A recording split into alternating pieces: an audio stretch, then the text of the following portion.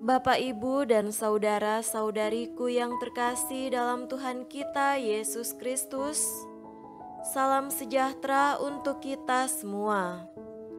Berkat Allah yang Maha Kuasa senantiasa menyertai kita. Hari Minggu tanggal 4 September tahun 2022 adalah Hari Minggu Kitab Suci Nasional. Marilah kita mendengarkan dan merenungkan bacaan-bacaan kitab suci.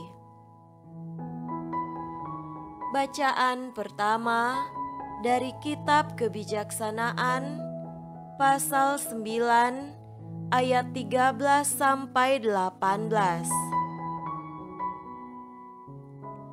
Manusia manakah dapat mengenal rencana Allah? Atau siapakah dapat memikirkan apa yang dikehendaki Tuhan? Pikirkan segala makhluk yang fana adalah hina, dan pertimbangan kami ini tidak tetap. Sebab jiwa dibebani badan yang fana, dan kemah dari tanah memberatkan budi yang banyak berpikir. Sukar kami menerka apa yang ada di bumi, dan dengan susah payah kami menemukan apa yang ada di tangan. Tapi siapa gerangan telah menyelami apa yang ada di sorga? Siapa gerangan sampai mengenal kehendak-Mu, kalau Engkau sendiri tidak menganugerahkan kebijaksanaan, dan jika Roh Kudus-Mu dari atas tidak Kau utus? Demikianlah diluruskan lorong orang yang ada di bumi, dan kepada manusia diajarkan apa yang berkenan padamu, maka oleh kebijaksanaan mereka diselamatkan. Demikianlah sabda Tuhan. Syukur kepada Allah.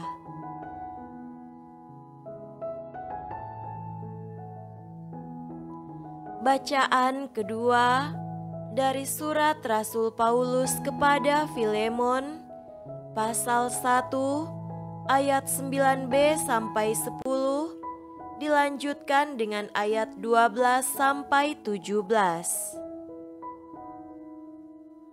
Aku Paulus, yang sudah menjadi tua, lagi pula sekarang dipenjarakan karena Kristus Yesus, mengajukan permintaan kepadamu mengenai anakku yang kudapat selagi aku dalam penjara, yakni Onesimus.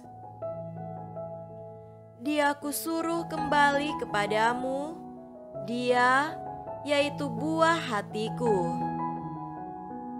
Sebenarnya aku mau menahan dia di sini sebagai gantimu untuk melayani aku selama aku dipenjarakan karena Injil, tetapi tanpa persetujuanmu, aku tidak mau berbuat sesuatu supaya yang baik itu jangan engkau lakukan seolah-olah dengan paksa, melainkan dengan sukarela.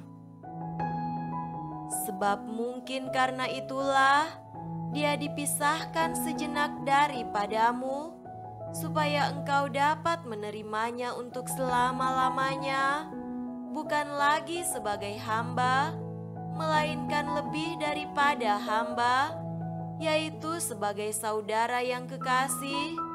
Bagiku sudah demikian, apalagi bagimu, baik secara manusia maupun di dalam Tuhan. Karena engkau menganggap aku teman seiman, terimalah dia seperti aku sendiri. Demikianlah sabda Tuhan. Syukur kepada Allah.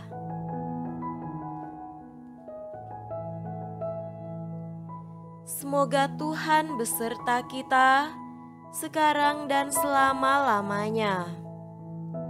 Inilah Injil suci menurut Lukas. Dimuliakanlah Tuhan. Injil Lukas pasal 14 ayat 25 sampai 33. Pada suatu kali, banyak orang berduyun-duyun mengikuti Yesus dalam perjalanannya. Sambil berpaling, ia berkata kepada mereka, "Jikalau seorang datang kepadaku dan ia tidak membenci bapaknya, ibunya, istrinya, anak-anaknya, saudara-saudaranya laki-laki atau perempuan, bahkan nyawanya sendiri, ia tidak dapat menjadi muridku. Barang siapa tidak memikul salibnya dan mengikut aku, ia tidak dapat menjadi muridku.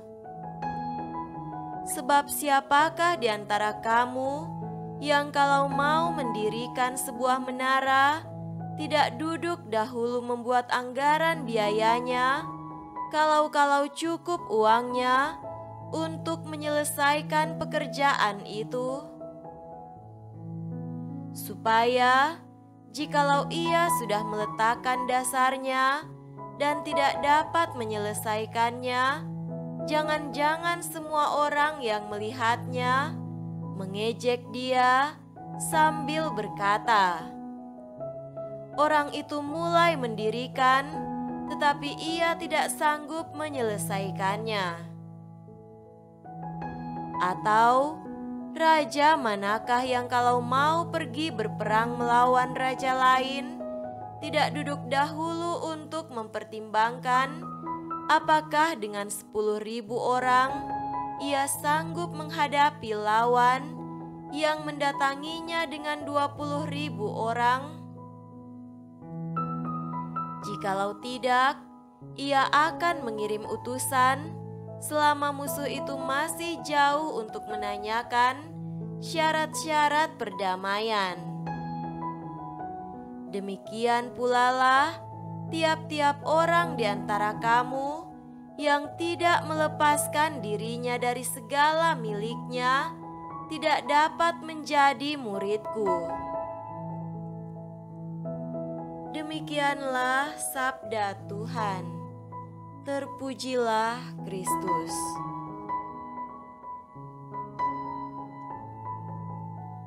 Saudara-saudariku yang terkasih dalam Tuhan kita Yesus Kristus, tema renungan kita pada hari ini adalah Tuhan sumber harapan hidup baru.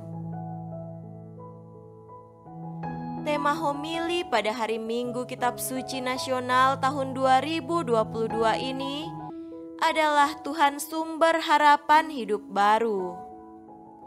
Tema ini adalah tema bulan Kitab Suci Nasional tahun 2022 yang dicanangkan Lembaga Biblika Indonesia. Ayat yang menjadi rujukannya, "Carilah Tuhan, maka kamu akan hidup." Kitab Amsal pasal 5 ayat 6. Mengapa tema itu dipilih? Karena situasi pandemi semakin mereda dan kita mulai melihat harapan baru untuk hidup kita. Harapan itu adalah pada Tuhan. Tuhanlah pemberi pembebasan dari segala tekanan dan penindasan. Ia pula lah sang pemberi hidup baru. Berfokus pada 2 kitab, yakni kitab Amos dan Hosea, direncanakan 4 pertemuan pendalaman iman dalam bulan Kitab Suci Nasional ini, yakni yang pertama, Allah sumber harapan untuk menangkis mentalitas keagamaan palsu. Yang kedua, Allah sumber harapan untuk melawan ketidakadilan. Yang ketiga, Allah sumber harapan karena kasih setianya. Dan yang keempat, Allah sumber harapan karena kerahimannya. Keempat tema inilah yang menjadi bahan pembahasan bulan Kitab Suci Nasional ini. Mengawali dan mendasari tema bulan Kitab Suci Nasional ini, bacaan pertama dari Kitab Kebijaksanaan Salomo memberikan seruan kebijaksanaan tentang kebesaran Allah yang melampaui pemikiran dan pemahaman manusia. Hanya jika menurut kehendaknya Allah memberikan kebijaksanaan, barulah manusia bisa memahaminya. Nyatanya, kitab suci yang kita miliki itu adalah kebijaksanaan Allah yang berisikan rencana dan karya kasih dan penyelamatan Allah bagi manusia. Itu adalah pewahyuan Allah sehingga kita manusia mampu memahami dalam kadar tertentu secara bertahap kebebasan Allah dalam sejarah keselamatan. Allah adalah harapan kehidupan dan keselamatan kita. Di tengah pandemi yang berat dan kini kian mereda, kita diingatkan untuk kembali ke jalan kehidupan kita agar beroleh hidup yang baru di dalam Dia. Saudara-saudariku terkasih, surat Paulus kepada Filemon memberi harapan baru kepada Onesimus, seorang budak yang melarikan diri agar ia tidak dihukum oleh tuannya. Maklumlah, pada zaman itu dalam dunia Romawi, warga negaranya dibagi dua, yakni orang merdeka dan para budak. Para budak ini dipergunakan secara bebas oleh tuannya. Dan hukuman pelarian diri bisa ringan sampai berat, yakni hukuman mati. Itulah yang akan dihadapi Onesimus. Ia melarikan diri karena kesalahannya mencuri uang dari majikannya. Ia tentu menyesalinya, dan Paulus memberi dia harapan baru untuk hidup. Dan Filemon tuannya diberi pandangan baru untuk memulai hidup dengan pandangan baru terhadap Onesimus, yakni menerimanya sebagai saudara seiman. Saudara-saudariku terkasih, bacaan Injil pada hari ini memberi cara baru untuk hidup kepada kita semua, yakni untuk menjadi pengikut Kristus yang sejati. Memang pandemi telah sekian lama merenggut perhatian kita tentang hal-hal rohani dan menurunkan komitmen kita sebagai pengikut Kristus. Kita diundang untuk melihat harapan baru, yakni panggilan mengikuti Yesus.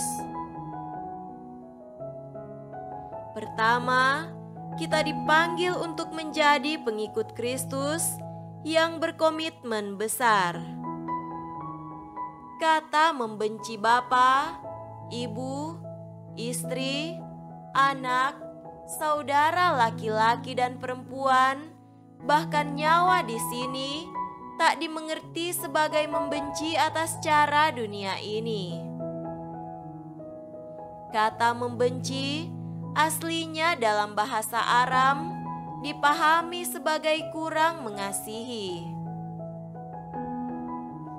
Maka tidak semestinya kita memperlakukan saudara-saudara kita itu atas cara yang bertentangan dengan prinsip cinta kasih.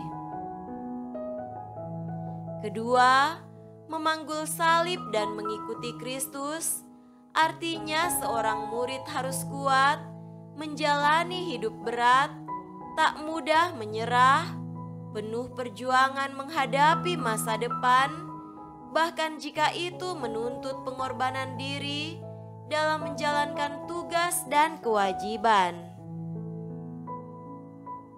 Ketiga, menjadi seorang murid yang penuh pertimbangan dan perencanaan rohani.